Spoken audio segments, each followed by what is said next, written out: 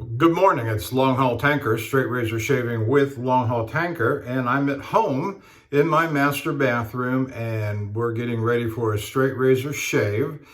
Today is Tuesday, the 24th of January, 2022 at approximately 09:35 in the morning, and I've got approximately 65 hours worth of growth of whiskers on my face. I got home, got to the yard yesterday at about 1600. It took a few minutes, about an hour to get myself together, checked out from dispatch in the shop and get my gear all packed up into my pickup truck to drive home. So I left the yard about 5 o'clock, got home about 6:10, 6:15, and sat down at the table for dinner at 7 o'clock last night. And so we've been up to Edmonton, to Gibbons, Alberta, and back, and you've seen a few shaves along the way there. And so we're home and going to have a straight razor shave this morning. I'm going to kind of go in reverse order here. I'm going to use a pre-shave this morning. I say pre-shave. I'm going to use some Cremo sandalwood as a work it into my face as a kind of pre-shave. My shaving soap this morning is going to be the Stirling Soap Company Tuscany. And it was a sample. I got it from them. It's just a little itty bitty thing. I've had it now for 2 or 3 years. I bought these metal tins to put, I bought 3 of them at the time. I got vanilla sandalwood, pumpkin spice, and this Tuscany. And they're all sweet smelling. I just love them. And I got them in these little metal tins. I had to do over again. I'd get the plastic ones. But be that as it may. And so we got some other accoutrements we're going to add at the end of the video. My brush this morning is going to be my standby that I always use first when I get home, because I've got it sitting here on the counter and it's just beautiful. And that is the Artist Shaving 24 millimeter premium Silvertip Badger, set in nickel with accompanying stand that goes with it. And this is quite hefty. That's got a little bit of weight on it. And so I like that. Put that back in the water. And so we got the soap, we've got the Cremo, we've got the brush, we've got the accoutrements sitting over here.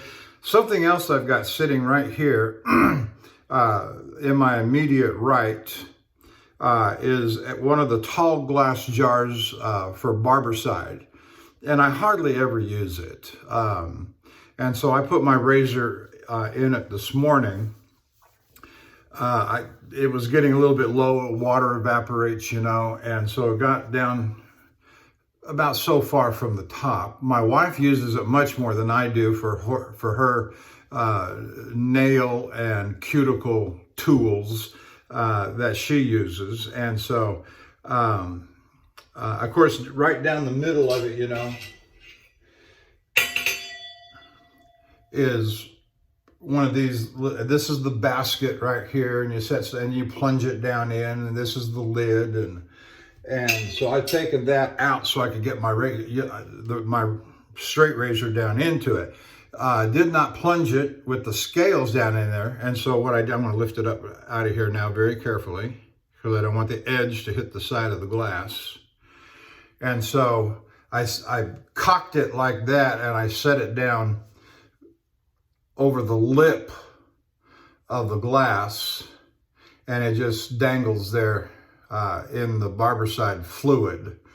And so it's been soaking there for about 15-20 minutes as I was making preparations. And so this is the J.A. Henckels Friodur with Spanish point with curved spine.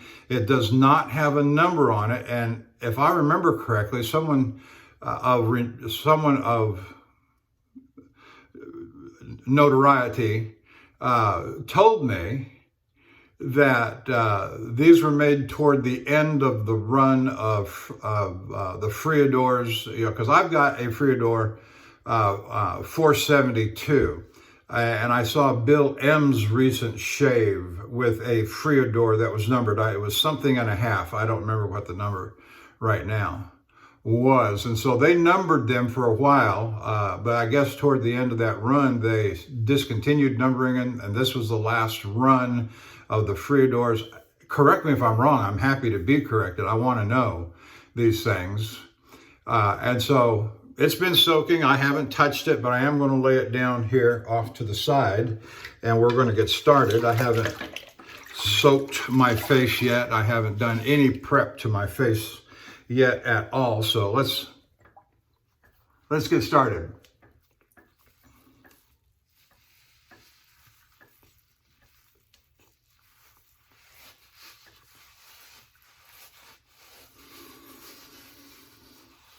Oh, that felt good.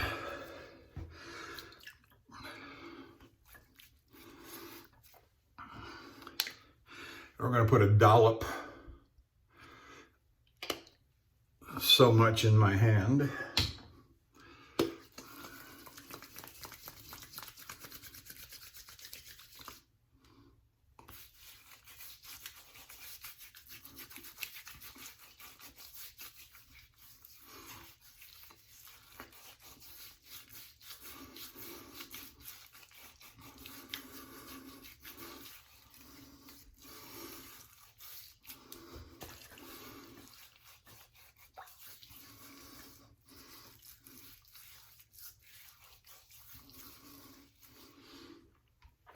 Let that soak there for a minute. I'm going to do something I've seen barbers do in their shave videos, real barbers, and they take a hot rag, got nice hot water in the sink.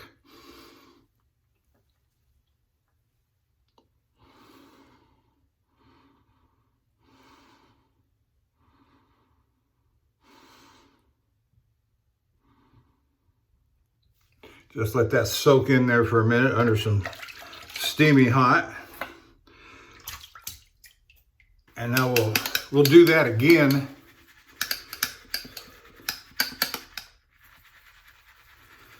before we begin the lathering on the face. But I'm loading up the brush. I should have let that soak and I didn't. But that's all right. It'll begin to work out here.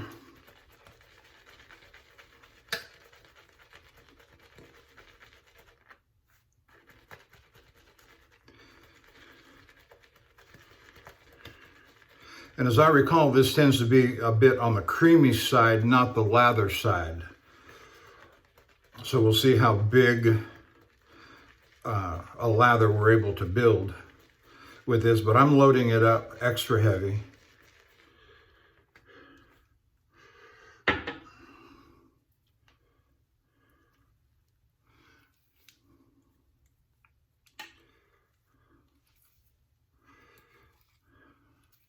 On second thought, we might not put the rag back on because I don't want to waste all this lather.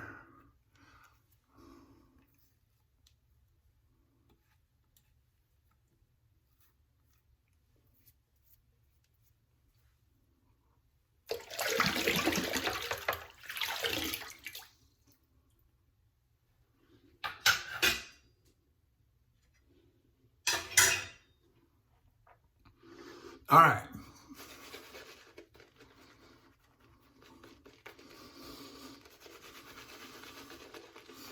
And it will feel good to get rid of this bush off my face.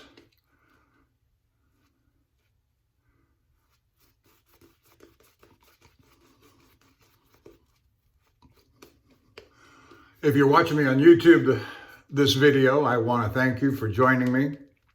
Hit the like and subscribe button.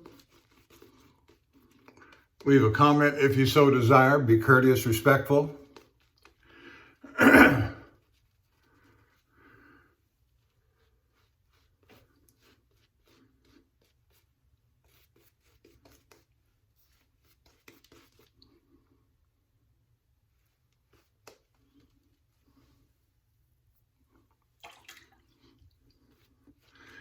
and then go on over to the Shaving Cadre, www.theshavingcadre.com, and join the conversation and have some fun over there.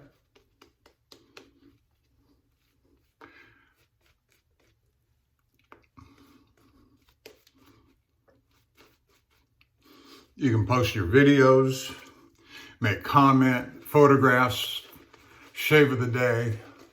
And it's not just a straight razor site. It's for all manner of wet shaving. And let me just say, what a fun group of guys. We had a Zoom call. I say fun, enjoyable. People I could easily call, people that you only see on video and talk to a couple of times a month. Are they your friends? Sure. But these are guys that I could really call my friends.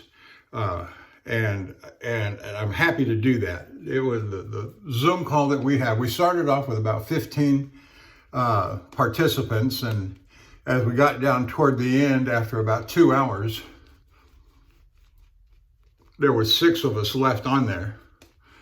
And what a conversation we had.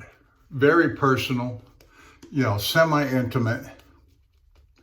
You might even say intimate in the best sense of the word. And enjoy, I'm going to go with that. That's fine.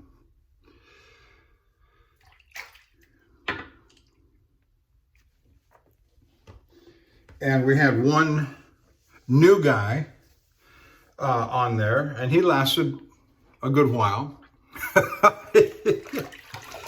And we had some conversation about shaving and razors and stuff related, and then we moved off into other things, which we often do. And that's when it gets interesting about the personal stuff. We talk about all cigars and whiskey and all this stuff, and that's okay that some people have more interest than others in that kind of thing. But when we start talking about families and we start talking about what we're doing and related items to that, then you get to know the person. And that's, with my background in ministry and pastoral work, that's what interests me. I may drive a truck, but I'm not always a truck driver. And so there's a lot of pastor left in me.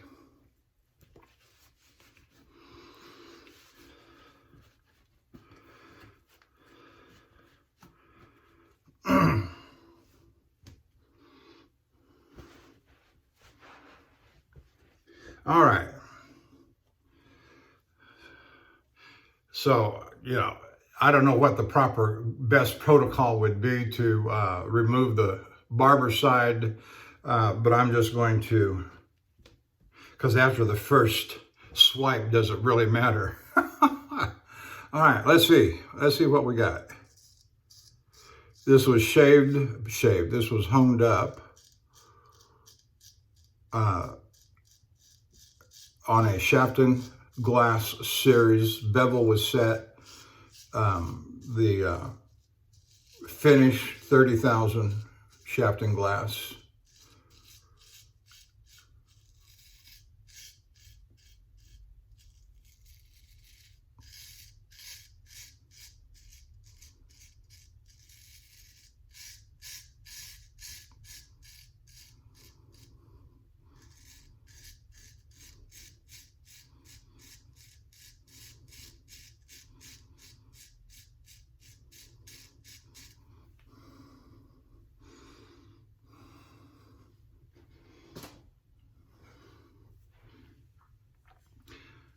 That was a good start. That's a real good start.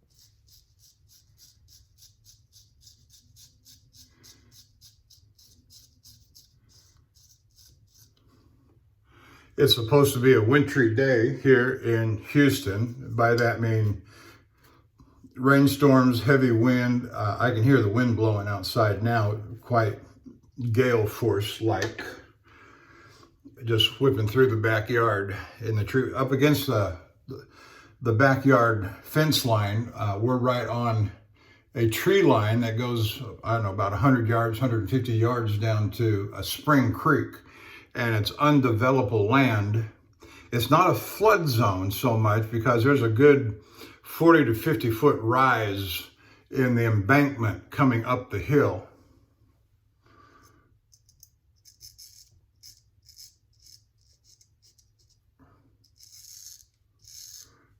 And that's something that people need to be cognizant of when they buy property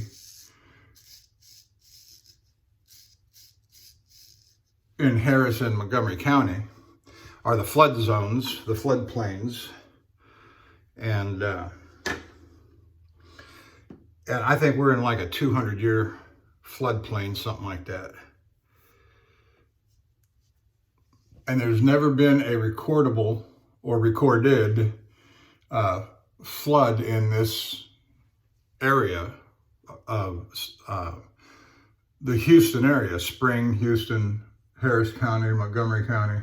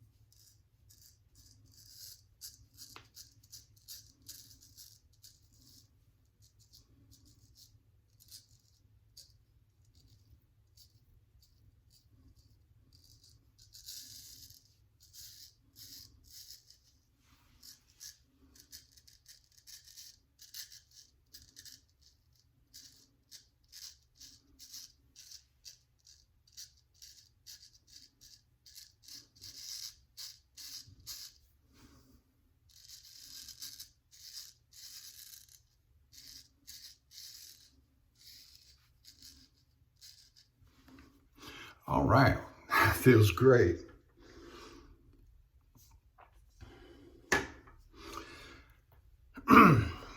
Check out the video channels of some of the folks from the Shaving Cadre, Handle Barber Dave, Major Rich, and Nurse Dave, and Bill M, and the Cutthroat Journey, Shooting the Shave, Scuttle Soap, and Lukey 3262. And I think he's known also on YouTube as Straight Faced Shaving. I'm not positive on that, but anyway.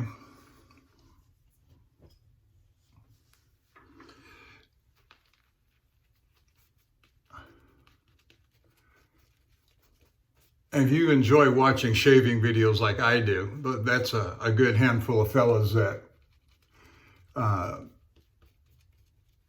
do pretty good jobs. Let me call out Scuttle Soap and say, brother, you need to put some more videos up on the channel, buddy.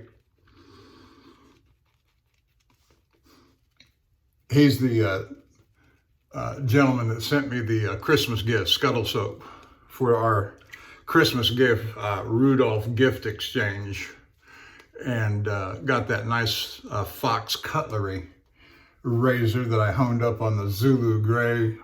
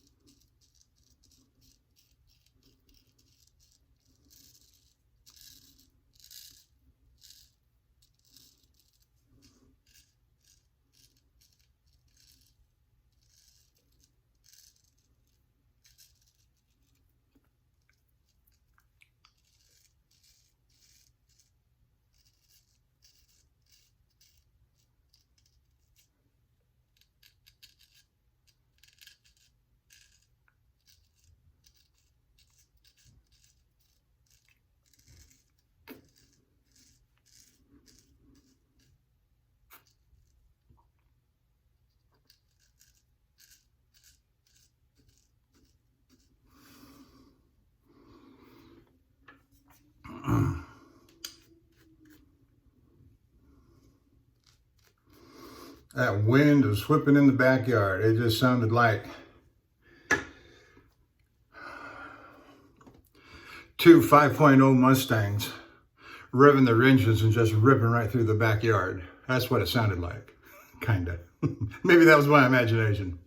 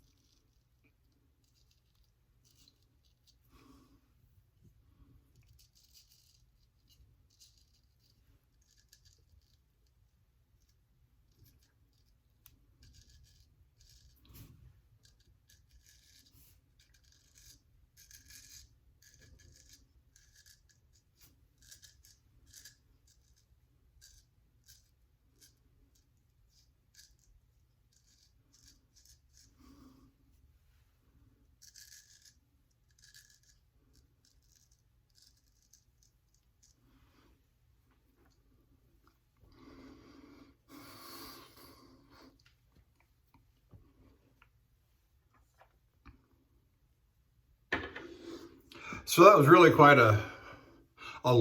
certainly a long trip. I was gone for a total of 11 days. And that little experiment that I did with the split sleeper berth hours of service that I did on the first night on that Friday and Saturday actually turned out to be quite advantageous to the trip. And the way that practically played out was that it got me to McPherson, Kansas by the end of the day doing that split sleeper berth hours exercise that I did by Saturday night. And by getting to McPherson, Kansas, that Saturday night with delivery, on Tuesday, what that did is that for the remainder of the trip, except the last one from Great Falls to Edmonton, which was a 9-hour day, the rest of the days, McPherson to Sydney, from Sydney to Hardin to Great Falls, those were all 7 and 8 hour days, which, given that I have 11 hours a day to drive, I was able to take the remainder of those hours and push them forward in the way the hours work, pushing what they call rolling forward the hours. And so that way, when I came back out of Edmonton and had to drive those, and I went, you may recall, I went, if you keep up with my ramblings about hours,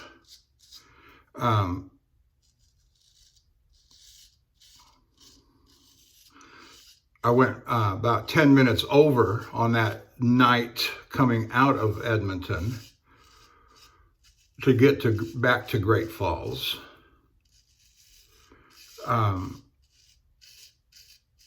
But on my 70, that's still, and rolling my hours forward, it still gave me plenty of hours to keep rolling every day, doing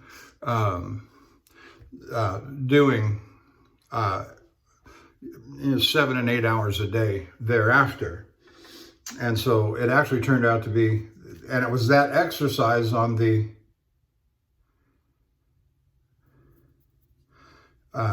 split sleeper berth that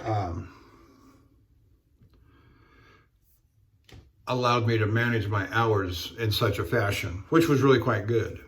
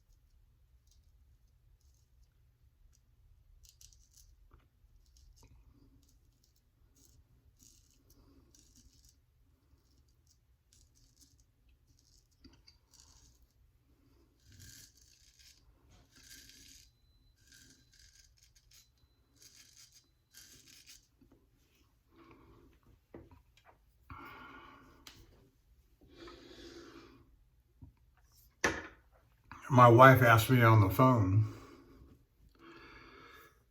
oh, day before yesterday, it may have been the day before that, she asked me, what do you want to have to eat when you get home?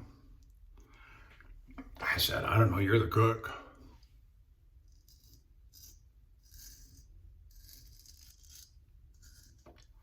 And no, you got to tell me something. All right.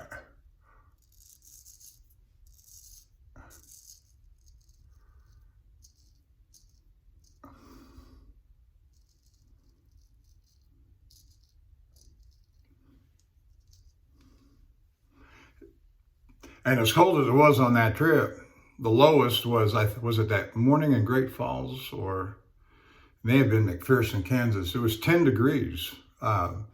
Above zero, but still 10 degrees Fahrenheit is cold.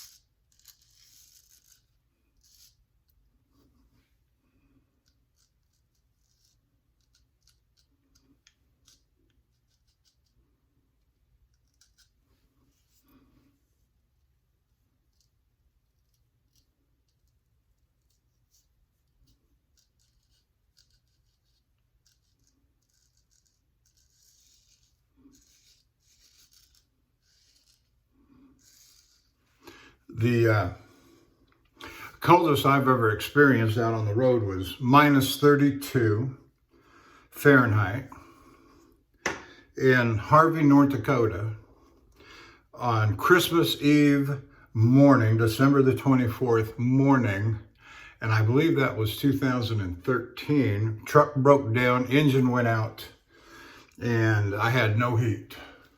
And that was from 2 in the morning until I was picked up by the police. I called it into the police and I said, please take me to somewhere warm. And that was a whole nother ordeal. Nonetheless, they took me to a morning restaurant that opened at 5.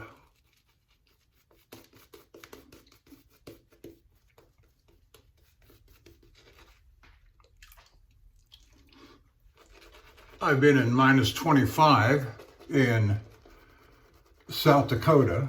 I pulled into a rest area on Interstate 29 because the engine started chugging and this was some years after that experience of minus 32 in Harvey, North Dakota. You don't want to get stuck in Harvey, North Dakota. There's absolutely nothing there.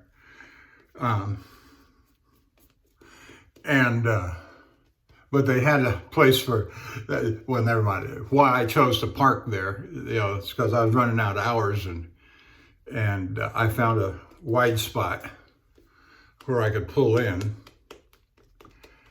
And it was when I'm young and dumb, and I said young at truck driving.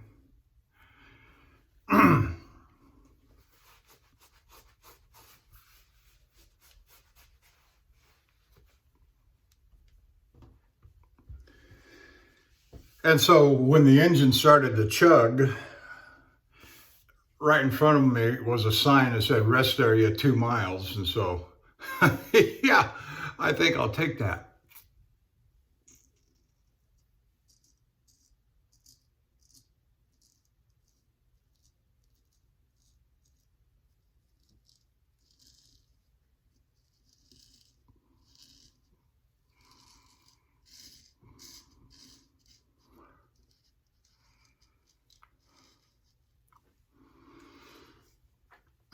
Anyway, that one resulted in having to be towed because my diesel was freezing. And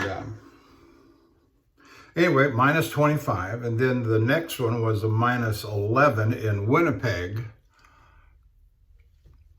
I didn't have any troubles on that occasion, but you know, nobody likes to have to get out in that kind of cold.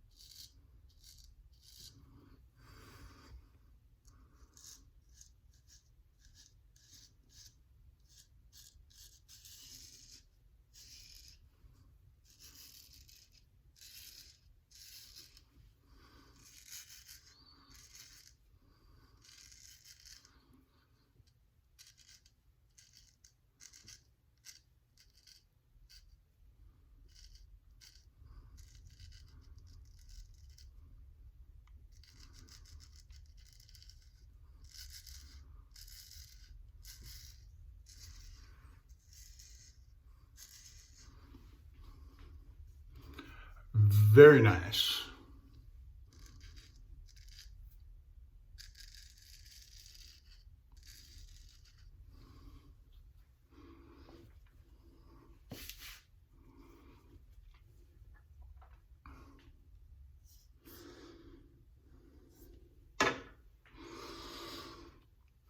My wife and I are going to go do our semi-annual doctor's visit on Wednesday. And for me, that is in preparation for the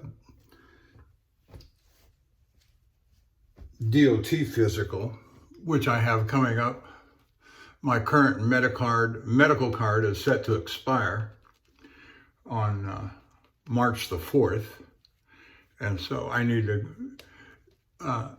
there's things I've got to do in preparation to get ready for my DOT physical. I have a 1-year medical card. If y'all are familiar with how that might work, you get a 1-year or a 2-year. If you have any kind of a medical condition that the DOT deems at risk, and the older you get, we're always at risk, aren't we?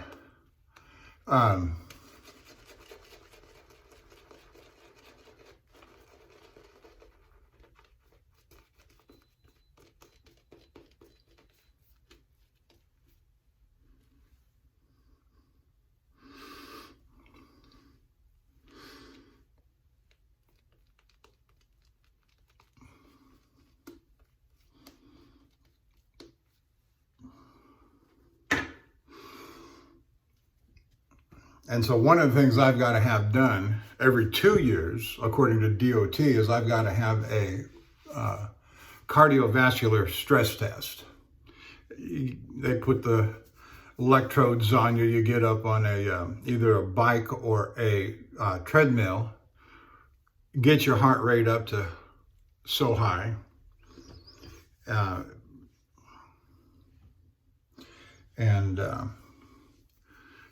And the DOT wants to see a written report from the cardiologist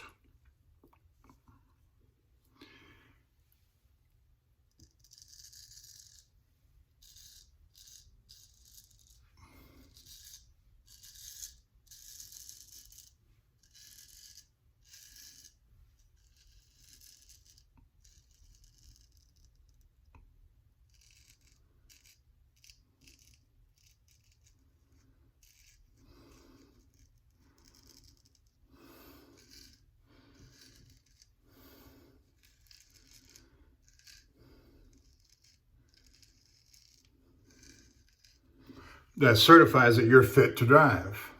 I got a banner right there. All right. And like I said, the DOT wants to see a new report every 2 years.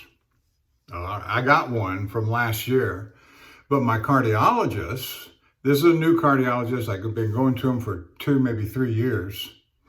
And I've done 2 stress tests with him so far. at 1 year intervals. And I say, Doc, do I need to do this? He said, I just want to get a baseline for you year after year. Okay. I get that. And so, but he won't give me a straight answer yet. And I'm going to put it to him when I'm not making it a priority to go to the cardiologist before my DOT because I still have a valid stress test from last year. But I will go to him sometime, in the first quarter of this year. But I'm going to put it to him. I said, how many more consecutive years do you want to do this to get your baseline? Because I only need this for DOT purposes. I'm not worried about my heart. I'm not going to go into all of that, but I'm not worried about it at all. Never have been.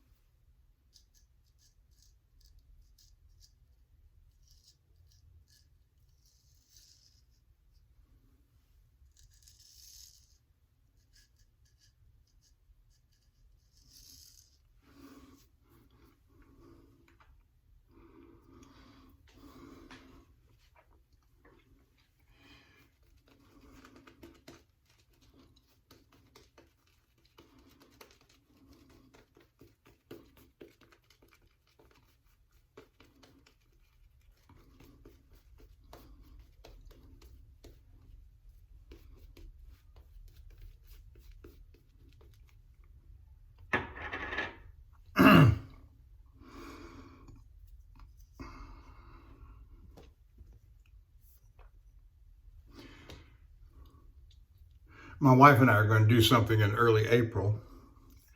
That's going to be fun and exciting, and I'll be saying more about that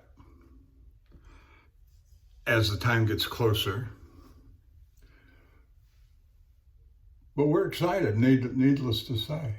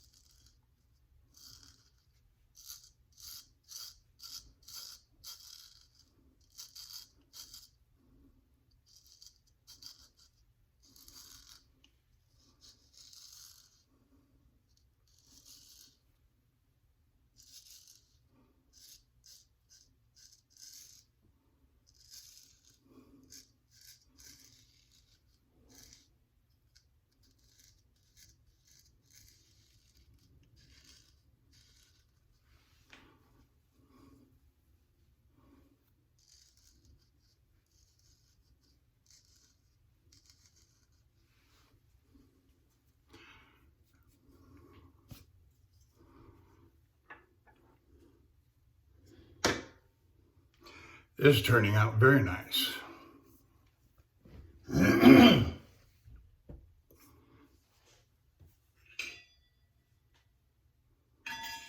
I'm done with my barber side, so I'm going to put that lid back on there.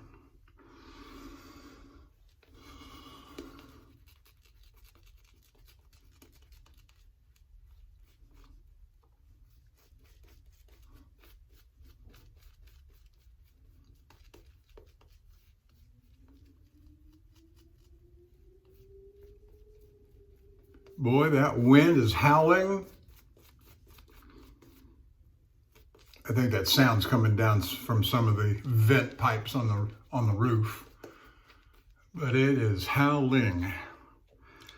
It's going to be a nice day to just drink some coffee and lay in, get some rest. I've got a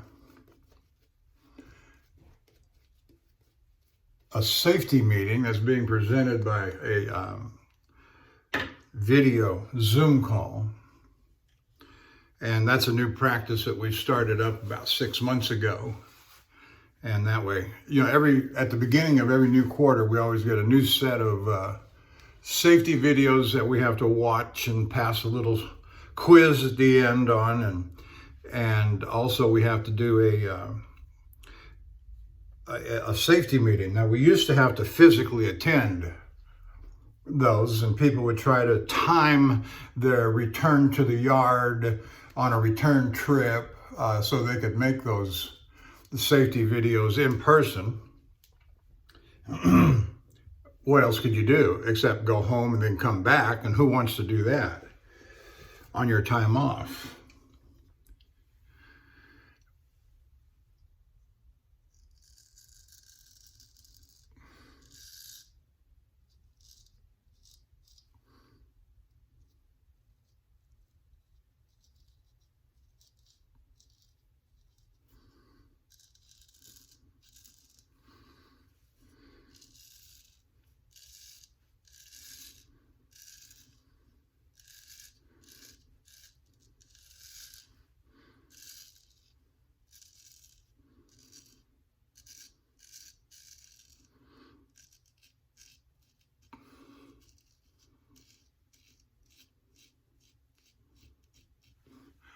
Last week we got our notification, because they do these every Tuesday, these safety meetings, these virtual safety meetings every Tuesday.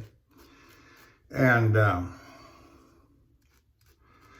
at 2 o'clock in the afternoon, Central Time, 1400. All right, fine. And so last week, the notification for the thing was sent out 5 minutes before. Well, if you're on the road driving, you know, in upper Wyoming with nowhere to stop and park, how are you going to prepare for that? So I just let it go. I always try to get them done early, knowing that they do come up every week.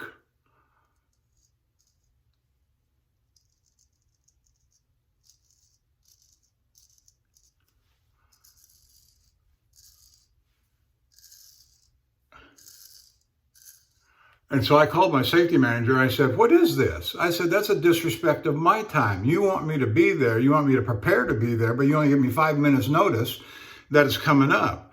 Well, they happen every week at 2 o'clock on Tuesday, and we just thought everybody knew that. I said, if that isn't ivory tower think, I don't know what is.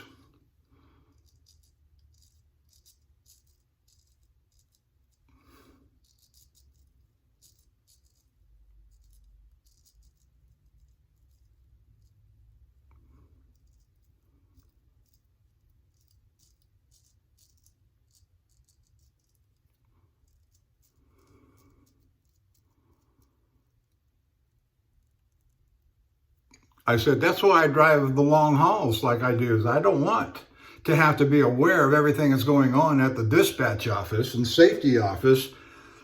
I don't care. I want to be out on the road. I want to be free and independent and just drive my truck. Well, I see your point, you know. What I did notice is that the notification for the safety meeting for today, I got yesterday morning. I guess you know, and I've been there some time, and I know these people, and they like me, and I like them. And I said, you know, you're right. It's a disrespect of your time.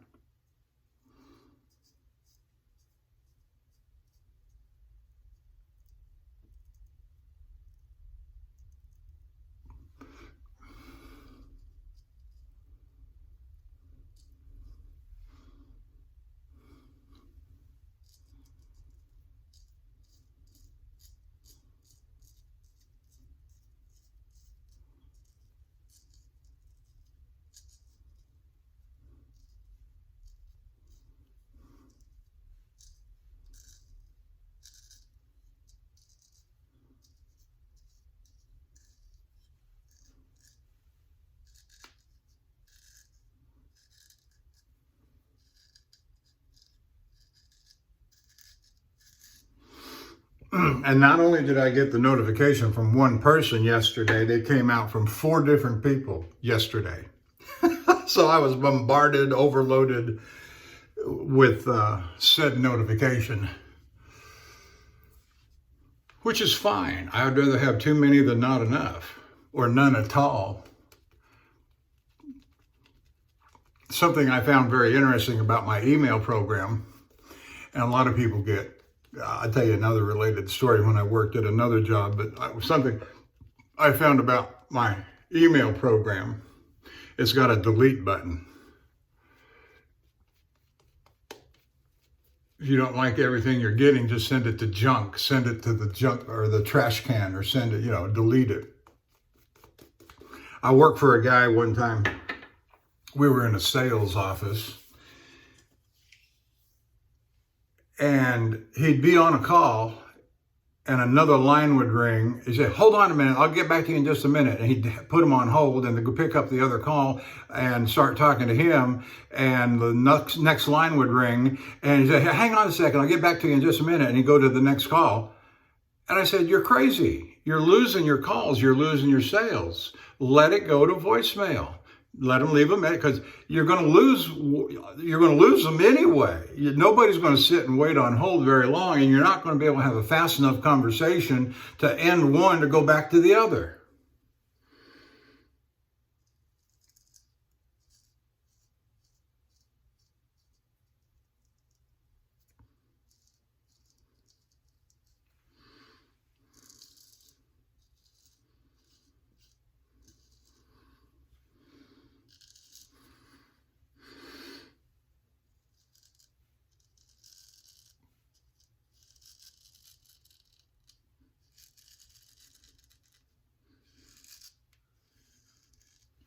And while he understood the logic, and we had this conversation many a time,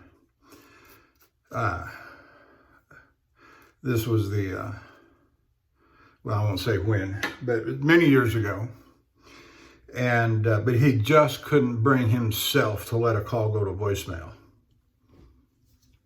And he had an ulcer. I think I see a connection.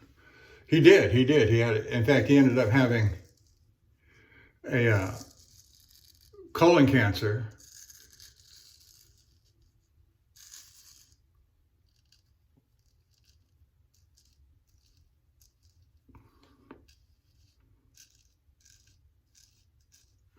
Diverticulosis turned into diverticulitis, which turned into colon cancer. And it happened over a space of about 9 months.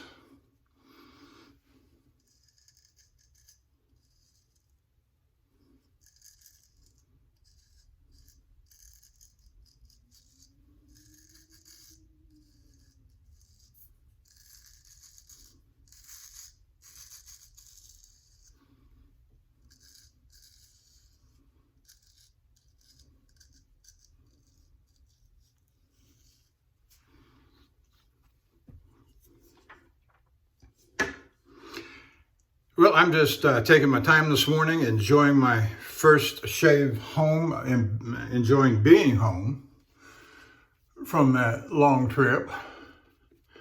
And we'll go to the doctor on Wednesday. We're going to try and get together. I got some friends here that we're going to try and get together Wednesday night. And then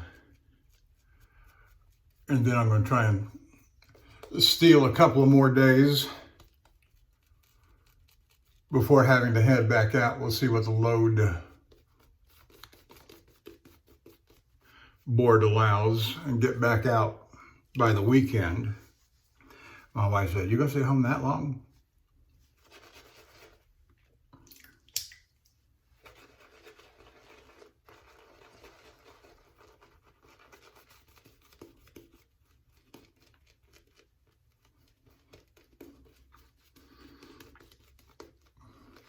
This is getting just a little too thin for me, so I'm gonna put some more soap on.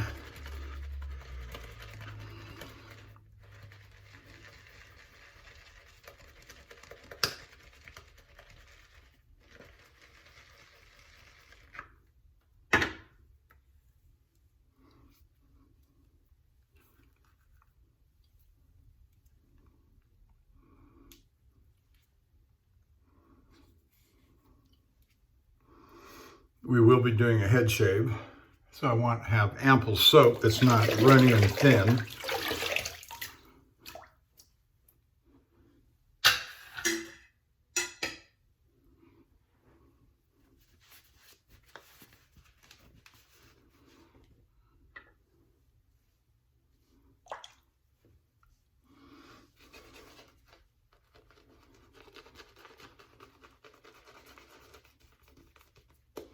Yeah, it looks better.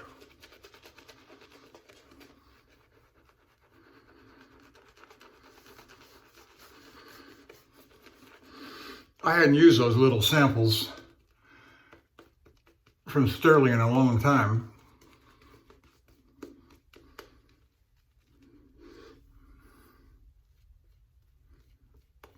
I got called on the Zoom call talking to the fellas. One guy, "Well, Long Haul, I know you're a Stirling soap guy." When did I become a Stirling soap guy? Just because 90% of what I have is Stirling soap, but whose isn't? They're affordable, they're economical, and they have a wide selection. So it's natural that, and yes, it's true that I do have a lot of Stirling soaps. But I have some others too. And I will admit that early on, that's what I bought because they were affordable. But $15 versus $25. I've branched out. And certainly with my recent purchase of Dovo and last spring, I dropped $700 on Martin de Condre. I bought 2 of each of the 5 that I wanted, and so that they were $70 each, and so that's $700. Not to mention some of the A&Es that I got, and Barrister and Man that I got, and Zingari Man that I got, and so I've got. When I made those purchases, I purchased 4 or 5 of each of those, and so. Where am I at? Okay.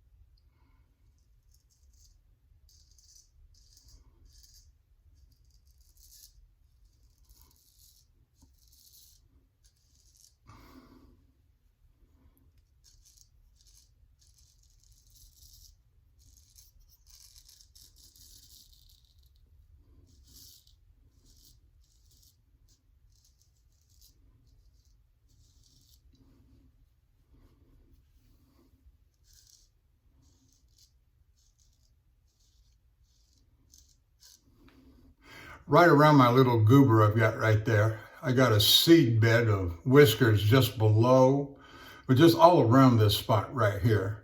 There's whiskers, thick whiskers right in there. And that's what always made that so difficult to shave around, shave over. But it's gotten healed up well enough now that I can shave. I just got to be careful. It's not really tender, but I don't want to make it tender and open it back up.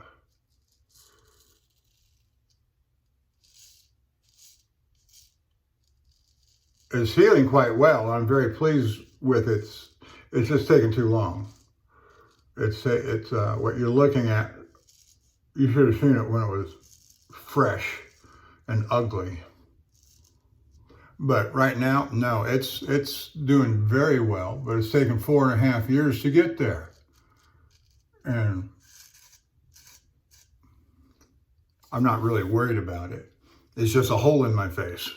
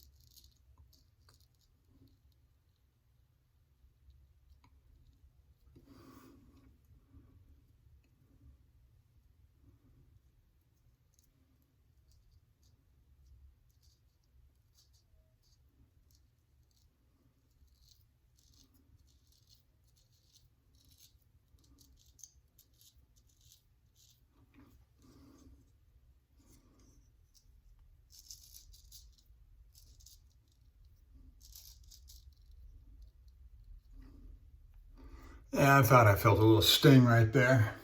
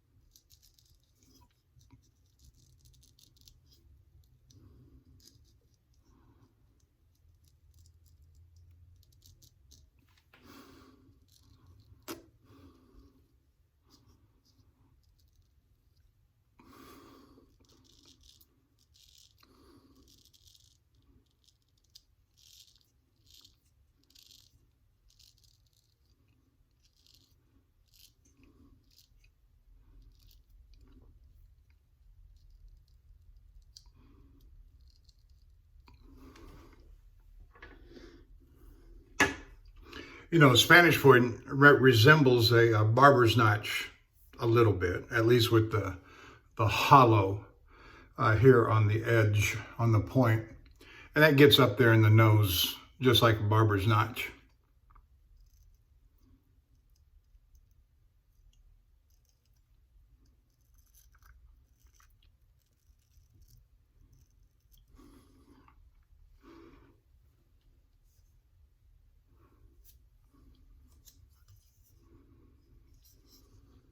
I turned the razor around in my hand so the point will go up to the nostril.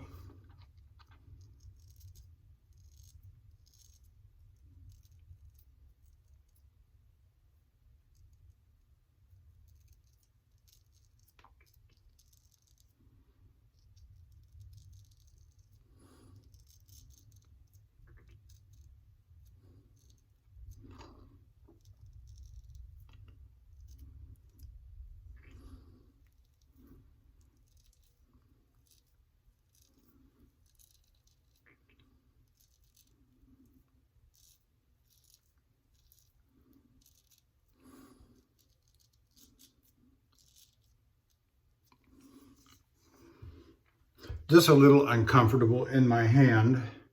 I say uncomfortable because uncertain might be a better way to say it. Just a little uncertain because I'm not used to handling it that way.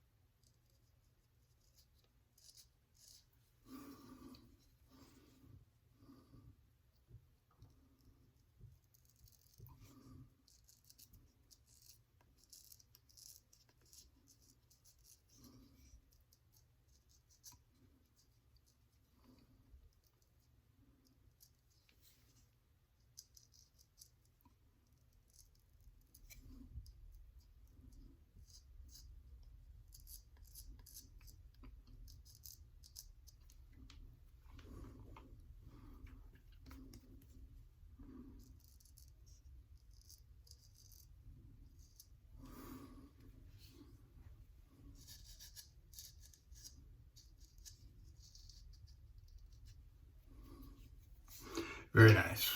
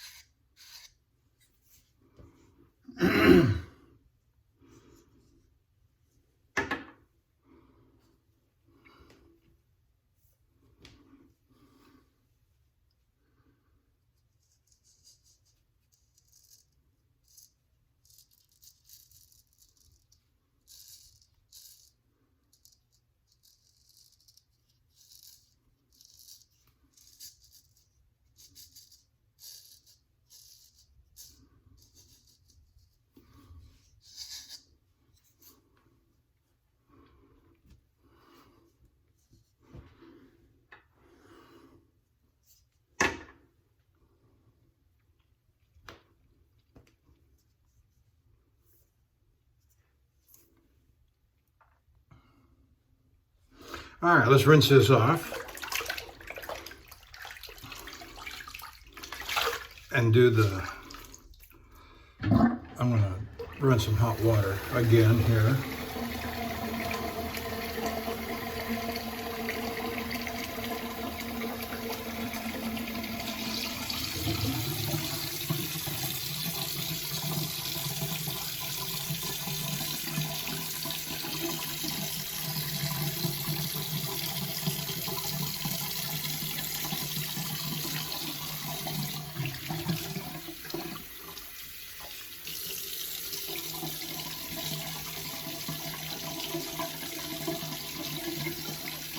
Got some leftover coffee here.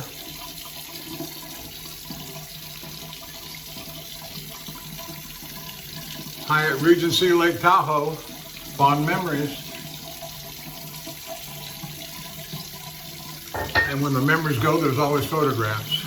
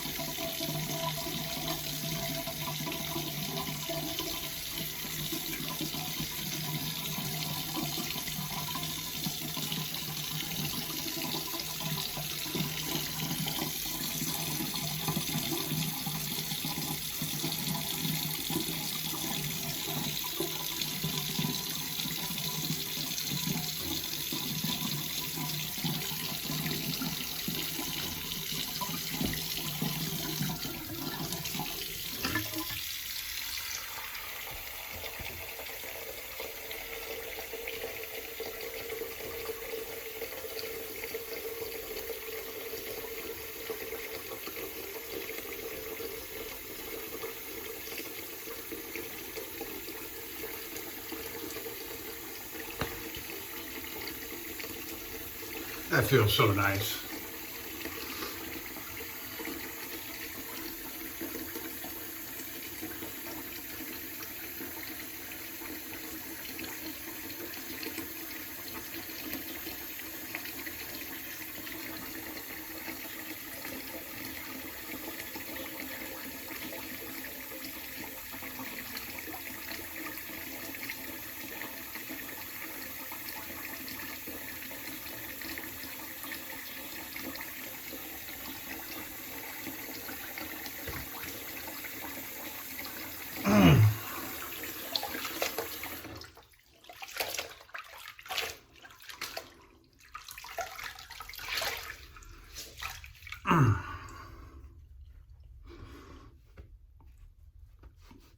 Oh, let me check my sideburns. That's my mustache. I could probably stand a couple of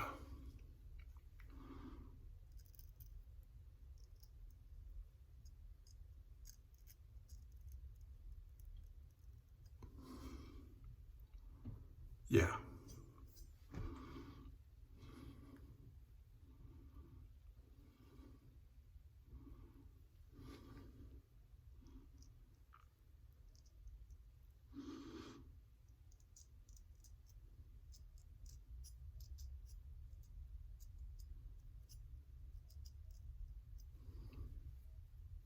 Yeah.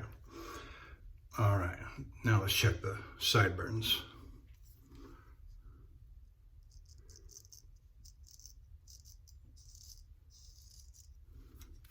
Good.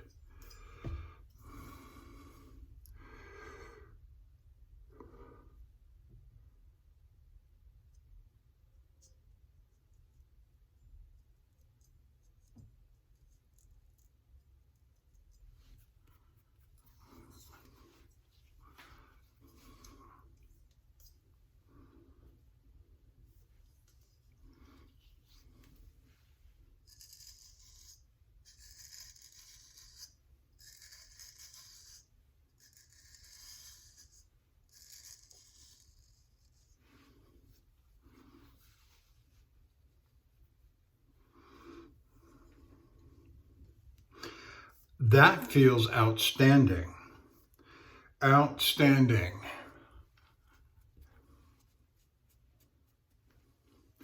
All right, let's move on to the head shave. Put that back in the water. J.A. Henckels, Friodur, unnumbered, 7/8 Spanish point. It's just a beautiful razor. It's always had a little trouble at the beginning, early on, and this is one of the early razors I bought, 5, 6, even early 7 years ago.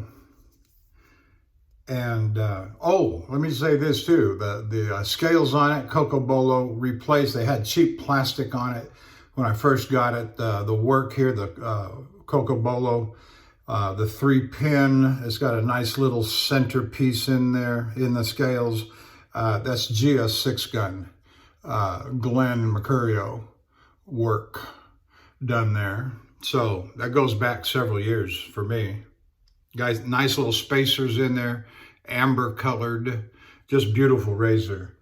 All right, let's set that aside over here, get it out of the way. All right, for the head shave, we're going to use a gold $1.66. Got the writing on the, can you see that? Oh, it's upside down. Gold dollar, gold dollar, gold $1.66, stainless steel. Today was a stainless steel day. How about that? All right.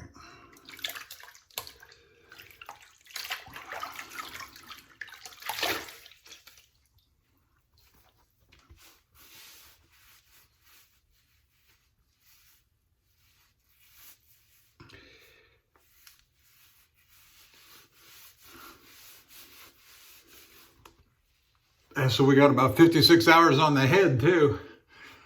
And that's why all this over here, ugly, ugly.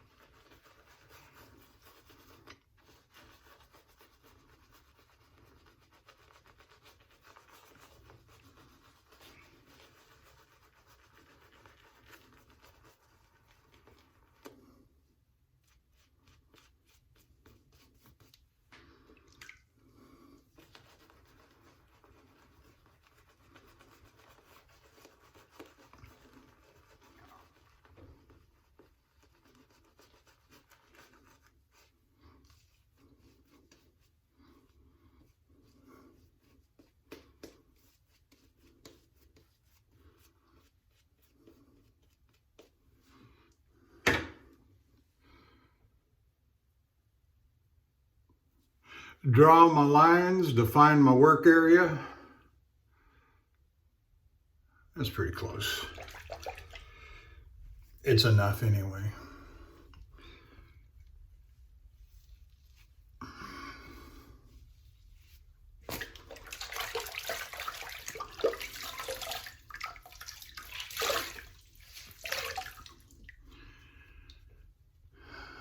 By the time I get done with this, it'll be close to 11:30, 12 o'clock.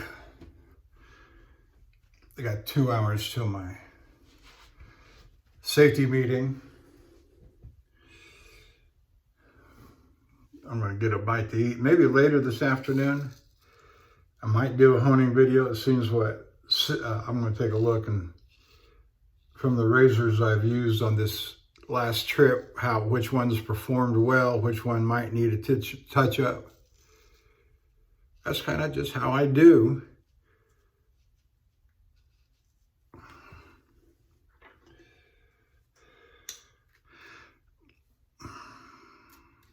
One of the stones I haven't used in a long time is my Belgian blue conical. I say conical, Belgian blue whetstone. And it's based on garnet. I learned something in the Zoom call that I didn't know, or I did know and had forgotten it, that the garnet is the second hardest gem stone next to diamond. Very interesting.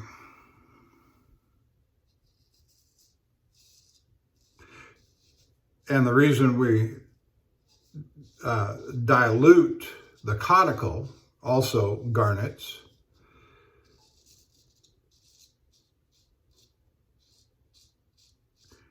And I don't know what the proper language is. To dilute is to create a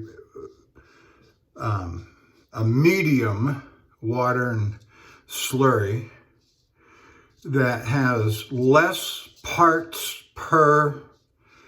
Now, if I was talking about chemicals and oxygen, I would talk about less parts per million, less parts per billion. And so as it relates to that medium of water and garnets and substrate from the stone, we're trying to create an environment that has fewer garnets per surface area, per, volume of water, whatever the proper language and formula would be.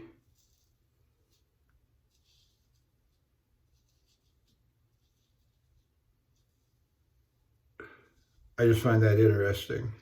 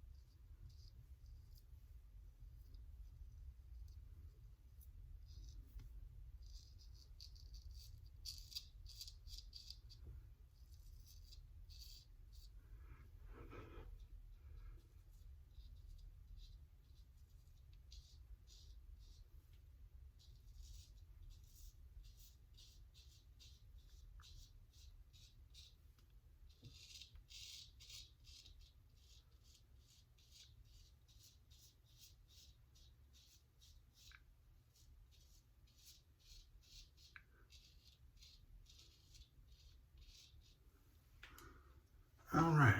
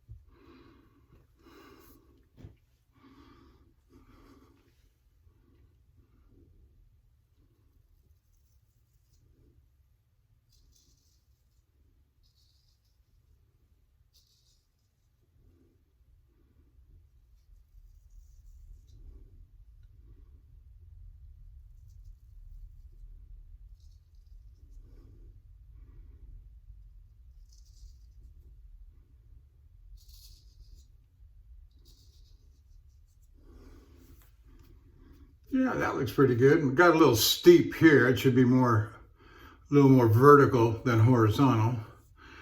But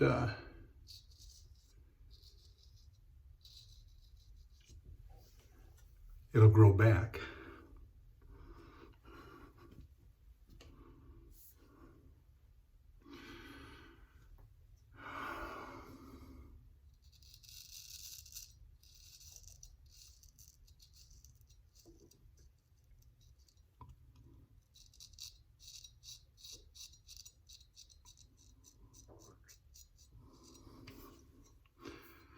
We pulled the clippers out a few days ago. It's getting close to needing another clipping.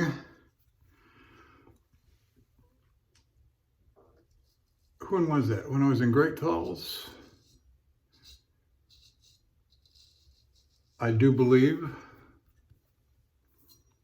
Or maybe what was when I was in Hardin.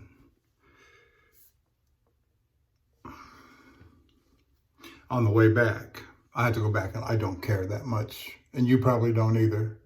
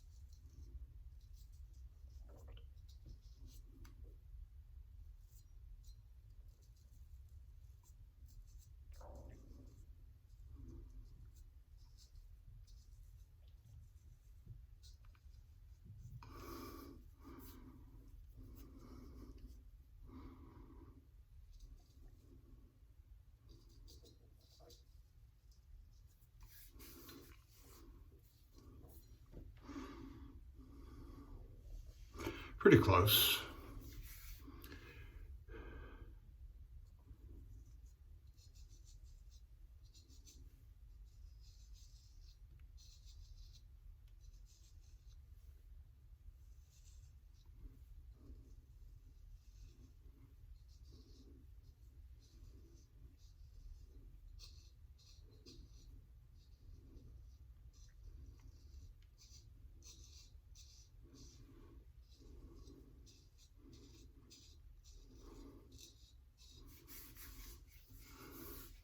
Yep, that feels great. Do the back of the neck and we'll be done. And if you're staying with me this long, we're 90 minutes in.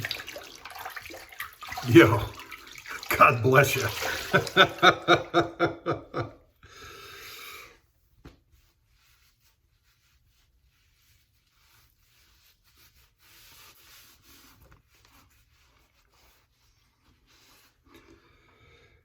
But there's a few of you that I know that watch my videos all the way through. I don't know, under the circumstances, you play them twice the speed or you take it in segments and come back, but you tell me that you watch the videos, and I am so grateful for you. I'm not particularly interested. Notice I did not say completely uninterested. But I'm not particularly interested in creating videos that have mass appeal, that draw enough subscribers that I get to monetize the channel. That's not to say I'm opposed to monetizing the channel. I think a lot of us that do this have these, and I'm just learning more about what that means, monetizing the channel. I even got a message from YouTube. You know, I've got about 250 subscribers now. I got a message from YouTube.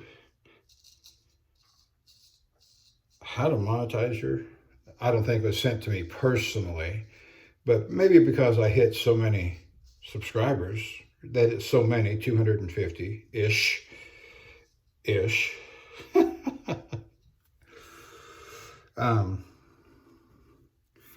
And that's all well and good. But I do this because I love it. I do this partly because I want my kids and grandkids to see them. I'm not somebody who thinks he's got something he's just got to say. I do think there's a little bit of novelty in what I do and how I do it, namely being a truck driver and shaving on the road. And I've got a fair collection of razors that I use in rotation, and now soaps, and now brushes. And I think that's all interesting. Not to mention my overall love for the hobby. And it was interesting on the Zoom call Sunday night,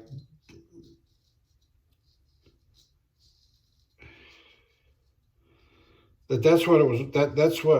That's what brings us together in our own ways, is the love of the hobby. That whether it's this $10, $15 piece of steel from China, or whether it is a $500 piece of steel from Germany, or an antique vintage piece of steel that comes from Great Britain, whatever the collection is, whatever the piece is, this is what draws us together. It's not the soaps, it's not the brushes, it's not the stones per se, although they're all interesting in their own right. The strops are interesting, but it's this piece of steel that draws our imagination, that draws our nostalgia, that draws our love, to take this piece of steel and hone it up on a rock, natural or synthetic, to rub cream on our face and then slice our whiskers off with this piece of steel, generically, this piece of steel. What a hobby. It's just, it captures the imagination, and I love it. I know you love it.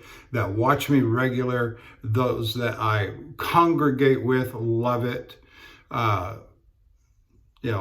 God bless y'all. Thanks for staying with me. I'm done. No, I'm not. I got the accoutrements. Oh boy, I was about ready to cut off. Okay. All right, let's do the accoutrements. First things first, let's do a quick just rub down with a warm rag. It's not hot. Water's cooled off a little bit. Warm water.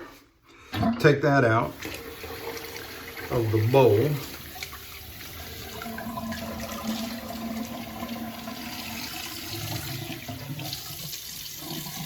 Osma alum block up next.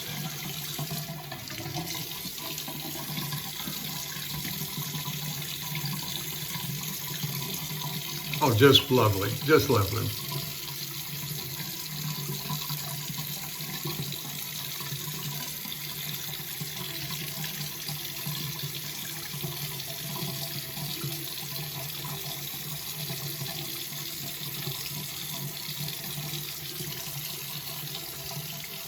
All right, oops. All right, let's go back to hot water on that.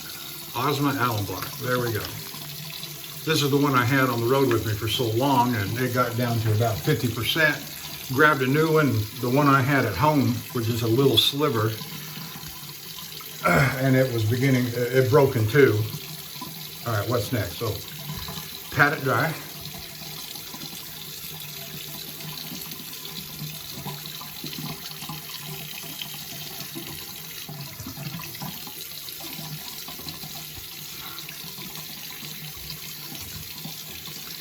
Thayer's lavender.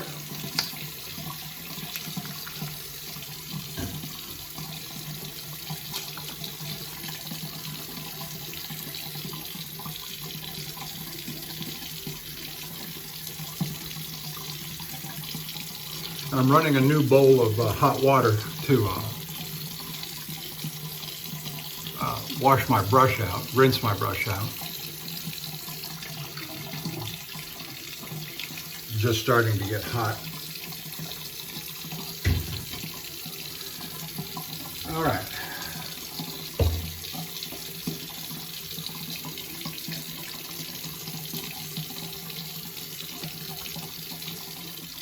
There we go.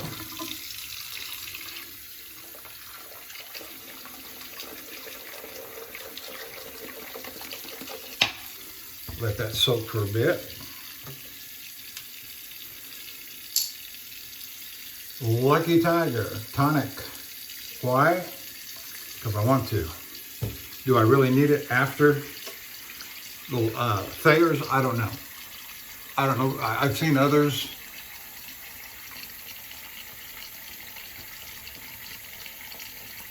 do it as a second after Thayers.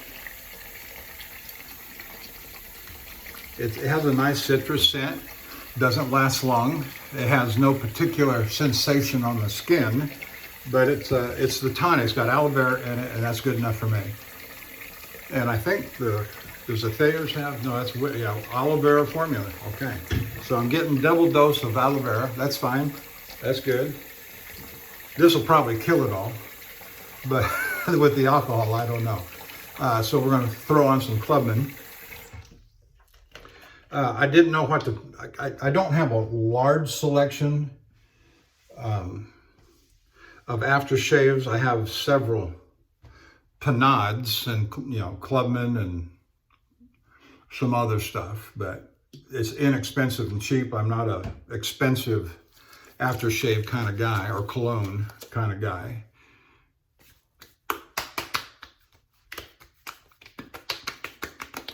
Yeah, it's not bad. Not bad at all.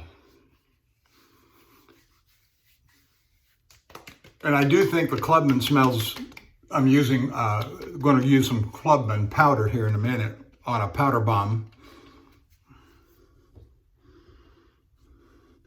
And that matches with that. So that's what I'm going to end up smelling like. I have not loaded the brush since last time I was home. I don't think I need to. I looked down in the bristles a bit ago and yeah, I don't need to.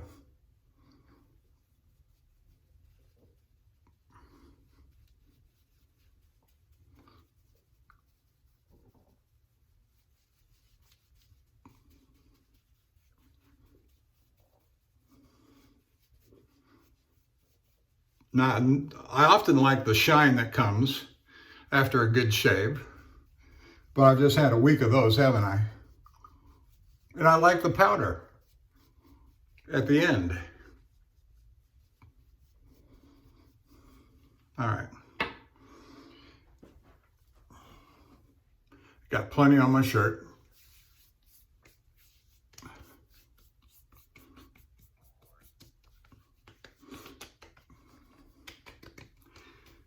And I like that fresh, I just saw some lightning come through my little window. Did you see that light?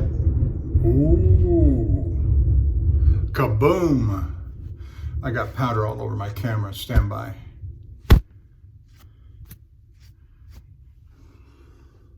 That's it.